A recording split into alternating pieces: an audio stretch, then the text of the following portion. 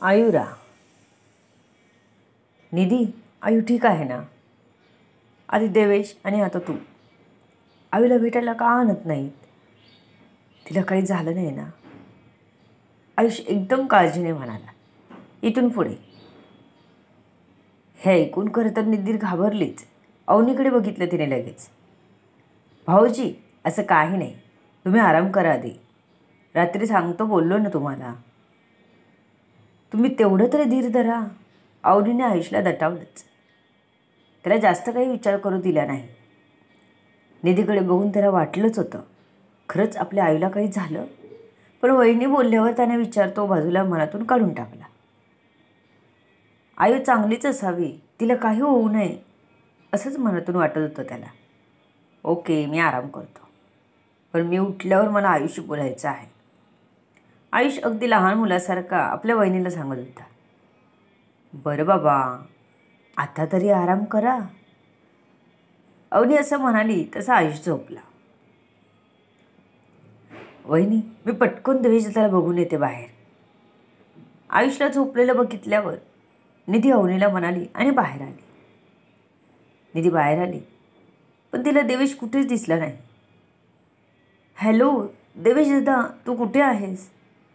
निधीने देवेशला call करून विचारलं.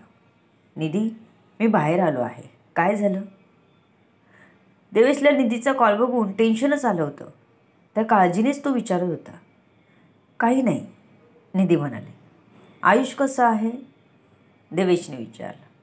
ठीक आहे, झोपला आहे, पण आयुरा वहिनीला घेऊन या, नाहीतर माझ्याशी बोलणं तरी करून द्या असं सांगतोय. ती बरी आहे ना असं विचारत होता. त्याला डाऊट आलाय थोडा. तू आणि मीही त्याला सेमच सांगितलं म्हणून तो असं विचारत होता. निधीने ते घडलेलं सर्व सांगितलं. मला सांग दादा, आयुरा वहिनीची काही माहिती मिळाली आहे का? निधीने विचारलं. नाही निधी, अजून तरी काहीच माहिती मिळाली नाही. मला त्याचंच टेन्शन आलं आहे. मला वाटतं आपल्याला आयुषला सगळं लवकरच सांगायला पाहिजे, कारण आता तो बऱ्यापैकी स्टेबल आहे. जास्त उशीर लावला तर उलट तो जास्तच नाराज होईल आपल्यावर. मी तिकडेच येतोय, आपण बोलू त्याच्याशी. देवेश हॉस्पिटलकडे यायला निघत म्हणाला. तो आपल्या टीमच्या लोकांना भेटायला गेला होता. त्यांच्याकडे जे डिटेल्स मिळाले होते त्यानुसार प्रत्येक माहिती गोळा करत होता. त्यावर आपले निष्कर्ष लावत होता. पण एवढं सगळं शोधून अधिराज अजून मोकळाच होता. आता त्याच्या प्रत्येक एम्प्लॉई आणि गार्ड्सवर लक्ष ठेवण्यात आला होता. तिथूनच काहीतरी माहिती मिळू शकते. आयुरा येऊन बेडवर पडली. तिचे डोळे आता वाहू लागले. मऊ गादी टोचरी गादी वाटत होती. नको होतं हे सुख. तिला हवं होता फक्त तिचा आयुष. इतक्यात दारावर टकटक झाली. ती काही उठली नाही.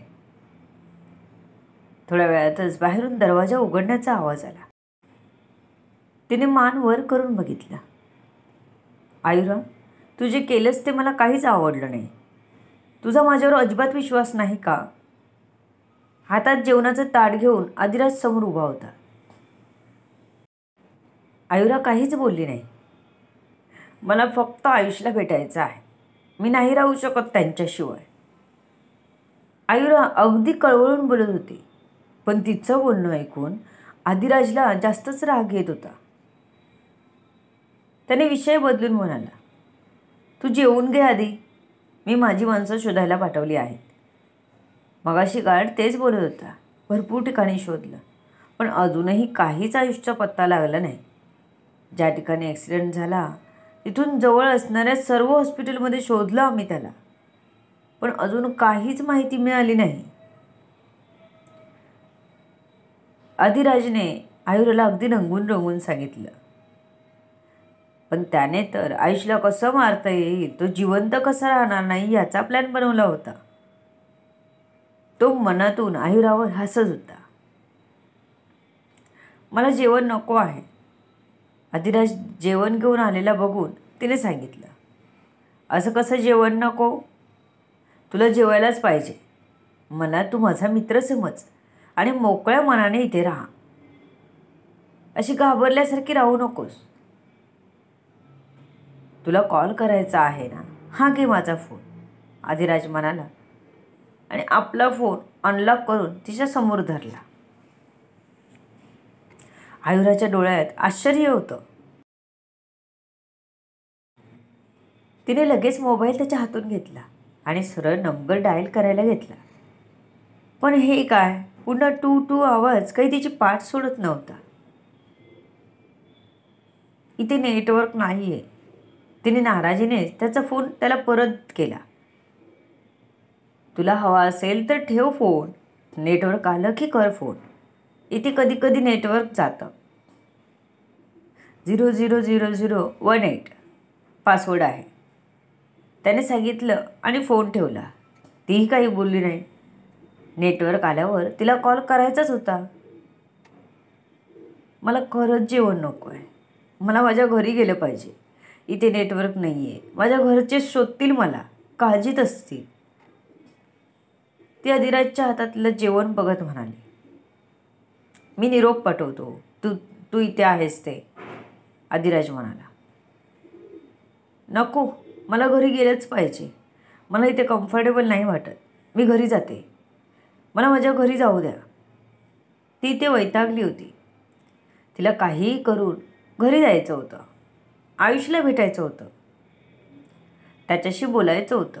म्हणूनच इथून ती बाहेर पडायला बघत होती. ओके, तू जेवून घे, मग आपण निघू. आदिराज जेवण टेबलवर ठेवत आयुराला म्हणाला, नाही, आपण लगेच निघू. आयुरा हट्टाने म्हणाले. आदिराजचा संयम सुटत चालला होता, पण खूप कष्टाने तो स्वतःला सावरत होता. तू जर जेवून घेतलं नाहीस ना, तर आपण कुठेच जाणार नाही, आदिराज म्हणाला. तशी आयुरा हतबल होऊन जेवणाकडे बघू लागली. तिला खरंच जेवायला मन करत नव्हतं. तरीही ती उठली आणि टेबलजवळ जाऊन जेवू लागली. तिच्या घशाखाली घास उतरतच नव्हता. पण काय करणार, तिला घरी जायचं होतं म्हणून ती जेवत होती. एक एक घास पाण्यासोबत गिळत होती. थोडंसं खाल्ल्यावर ती उठली. आयुरा, पूर्ण जेव. आदिराज तिला पूर्ण जेवायला सांगत होता, पण तिला काही ते शक्य नव्हतं. नकोय मला, म्हणून ती हात धुवून आली. येता येताच तिचे डोळे मिटू लागले. आयुरा, काय झालं? तुला झोप येते का? तू जास्त टेन्शन घेतलंस का? त्याने तुला झोप येऊ शकते, आदिराज बोलत होता आणि मनात मात्र हसत होता. हे त्यानेच केलं होतं. पण आयुराच्या कानावर पुसटसे शब्द पडत होते. ती कशीबशी येऊन बेडवर आडवी झाली. तिला असं झोपलेलं बघून आदिराज मात्र गालात हसला. आयुरा, तुला आता मी कधीच घरी जाऊ देणार नाही. उद्या सकाळीच मी तुला सगळं खरं सांगेन. त्यानंतर तू कशी वागतेस यावर तुझं पूर्ण जीवन अवलंबून आहे, तो तिच्या अंगावर पांघरून देत म्हणाला. आज त्याने तिच्या जेवणात झोपेची गोळी टाकली होती, म्हणूनच आयुराला इतके लगेच झोप आली होती. आयुरा मात्र गाढ झोपली होती. तिला काहीच अतापता नव्हता.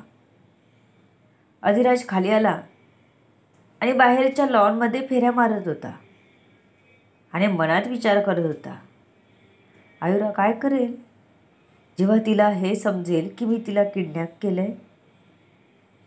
तेव्हा ना तिच्या घरच्यांनाही कळलंच असेल की आयुरा गायब झाली आहे आणि तिला माझ्या माणसांनी गायब केलंय. तिकडे धुमाकूळ चालू असेल आणि इथे आयुरा मस्त झोपा काढत आहे. वा आधी, काय मस्त प्लॅन केलाय, तो स्वतःच्याच पाठी थोपटत म्हणाला. सर सर, आयुष सरांचा पत्ता सापडला, पण ते हॉस्पिटल खूपच सुरक्षित आहे. इवन अनोळखी माणसाला, नर्सला आयुषच्या वार्डकडे फिरकूसुद्धा दिलं जात नाही. तिथे प्रत्येक नर्स ही सरांच्या ओळखीनेच आत सोडली जाते. तसेच तिथे स्वतः देवेश इनामदार हे पोलीस इन्स्पेक्टर हजर आहेत. असं कळतंय की ते आयुषचे खास मित्र आहेत. तिथल्या स्टाफला पैसे देऊन मी कशी माहिती मिळवली, पण आपली माणसं तिकडे आत पाठवू शकत नाही. राकेशने येऊन धापा टाकतच आदिराजला सांगितलं. ओके, पण इथून पुढे जे काही बोलायचं असेल तर आधी माझी परमिशन घ्यायची आणि स्टडीमध्ये गेल्याशिवाय आयुषविषयी काहीच बोलायचं नाही, नाहीतर तुझी नोकरी धोक्यात आली समज, आदिराज म्हणाला. तशी राकेशने मान हलवली. त्याला मात्र हे आदिराजचं वागणं कधीच आवडलं नव्हतं. हा आदिराज या लग्न झालेल्या बाईच्या मागे का लागला आहे हेच कळत नव्हतं त्याला. निधीच्या बाबतीत सुरुवातीला राकेशचं मत चांगलं नसलं तरी नंतर त्याला काही वाटलं नाही. त्याला निधी ठीक वाटत होती. तिच्यासाठी जेव्हा आदिराज काही सांगायचा तेव्हा तो ऐकायचा. तिला शोधायला सांगितलं होतं तेव्हाही जीव तोडून शोधत होता. पण आता ह्या लग्न झालेल्या बाईचे अपडेट ठेवायचे, तिच्या नवऱ्याचे अपडेट ठेवायचे, हे सर्व करावं लागत होतं त्याला. आणि त्याला काही हे पटत नव्हतं. पण तो पडला नोकर माणूस, त्याच बॉसची लॉयल. तो म्हणेल तेच, मग ते आपल्याला पटेल किंवा नाही, पण करायचंच. आत्ताही तो सगळं ब्रँचची कामं हँडल करून बॉसला रिपोर्ट करायला आला होता. थकला होता, पण बॉस पुढे काहीच नव्हतं मोठं. आदिराज वर येऊन आयराच्या रूममध्ये तिला बघून गेला. ती जशी झोपली होती तशीच होती, अजिबात हलली नव्हती. पुढे येऊन त्याने तिला एकदा नाकाजवळ हात नेऊन चेक केलं तर श्वास चालू होते. म्हणजे एकदम निश्चित पडलेली दिसली होती. म्हणून त्याच्या मनात शंका आली, जिवंत तर आहे ना. आयुरा, आता मस्त झोपून घे. उद्याची सकाळ तुझ्या आयुष्यातली खूपच वाईट सकाळ असेल. आदिराज मोठ्यानेच तिच्याकडे बघून म्हणाला. माहीत होतं तिला ऐकायला येणार नाही, तरीही तो बोललाच. आता संध्याकाळ झाली होती. रात्री उशिरा जाग आली तर आयुरा जायचं धाडस करणार नाही. त्याने आपल्या गार्ड्सना रात्री जागा राहून पहारा द्यायला सांगितला होता. इव्हन तो स्वतः बाहेरच हॉलमध्ये झोपणार होता. देवेश हॉस्पिटलला पोचला तर आयुष झोपला होता. त्याच्या उठण्याची वाट बघायची होती. त्याने डॉक्टरांना आधीच सर्व कल्पना दिली होती. रात्री 8 वाजता आयुषला जाग आली. तसं देवेशने डॉक्टरांना आयुषजवळ बोलावलं. त्याला खरं सांगायच्या तयारीतच होते सगळे. इतक्यात निधीचा फोन वाजला. तिने रिसीव्ह करून कानाला लावला. निधी, आयुरा कशी आहे ग? काय म्हणेल डॉक्टर? कशाने चक्कर आले तिला? हा आवाज मोठा येत होता, कारण निधीचा कान लागून फोन लाऊडस्पीकरवर झाला होता. ती बाहेर जातच होती तरीही आयुषने ऐकलं होतं सगळं. निधीची धांदल झाली. एकदम मोठ्याने आवाज आल्यावर तिने लगेचच स्पीकर ऑफ केला. To be continue. सर्व गोष्टी जाणून घेण्यासाठी पुढील येणारे भाग वाचायला आणि ऐकायला विसरू नका. तुमच्या अमूल्य प्रतिसादाची आतुरतेने वाट बघते. लेखिका शब्दवेदी उर्फ संतोषी गजानन राणे पाताडे. धन्यवाद. या कथेला जास्तीत जास्त लोकांपर्यंत शेअर करा, लाईक करा, कमेंट करा.